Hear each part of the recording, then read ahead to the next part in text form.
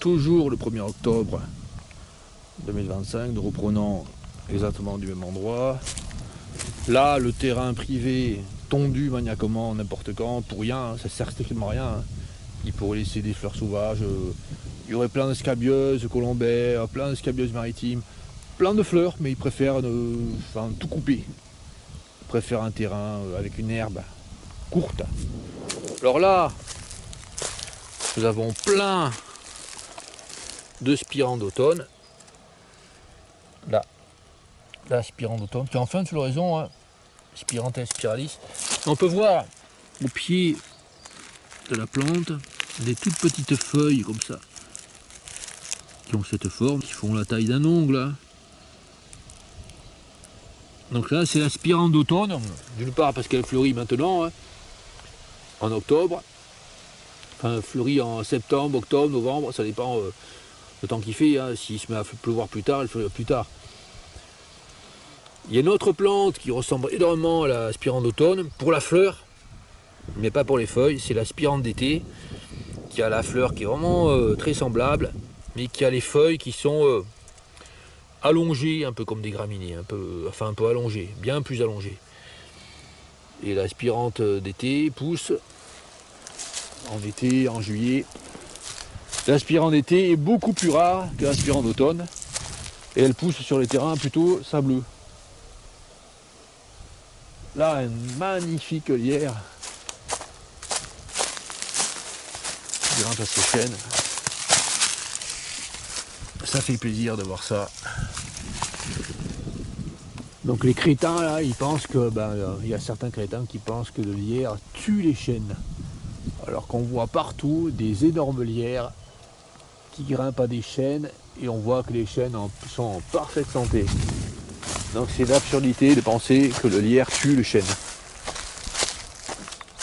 Ah ouais, je vais vous montrer une plante. Ah ouais. Là, juste un endroit resté avec la végétation originelle. Juste 2 mètres sur 2 avec les plantes qui n'ont pas été coupées. Nous avons cet apiacé, le panico champêtre. Nous avions plein de fleurs de centaurée, une espèce de centaurée. C'est pas forcément la centaurée noire. Hein. Il y a une autre centaurée qui ressemble à la centaurée noire comme ça, qui pousse sur le terrain sec. Donc je ne m'avancerai pas à dire que c'est la centaurée noire.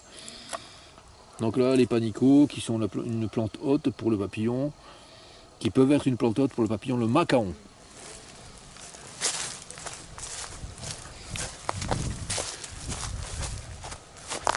Bon, il y a également des pruneliers. Hein. Les pruneliers peuvent être des plantes nourricières pour le papillon, le flambé, pour le papillon, le gazé. Il y a énormément de possibilités de vie de papillons à cet endroit. D'ailleurs, au printemps, il y a beaucoup de papillons, il y a beaucoup de flambés, il y a des macarons, mais il n'y a pas de gazé. Le gazé a disparu sur ce lieu. Allez, allons plus loin vers là-bas.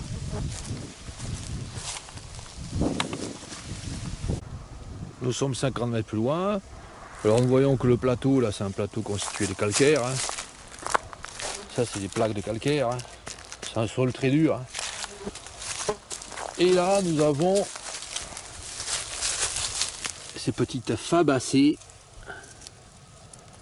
Bon, elles ne sont pas en fleurs pour l'instant. Ce sont des Hippocrépis atoupées. C'est les fabacées qui poussent sur ce lieu. Donc là, la vigne à côté est abandonnée. Hein. Celui qui entretient n'est pas venu raser jusqu'au bord. Parce qu'il a dit ma vigne est abandonnée, donc je ne me fatigue pas à entretenir. Voilà ce qui se passe, hein. C'est super bien. Hein. Une végétation très favorable aux papillons. Hein. Et ça n'empêche pas, même si la vigne était pas abandonnée, là, ça n'empêche pas la vigne de pousser bien. Hein, qui est des plantes sauvages à 6 mètres de la vigne. Donc là, cette plante-là, Hippocrépis atoupée, une plante nourricière pour plein d'espèces de papillons. Dont le fluoé, et puis également le petit papillon bleu, de couleur extrêmement vive, la jurée bleu céleste. On trouve sur ces endroits. J'en ai déjà filmé, hein. Pas à cet endroit, mais bien plus loin.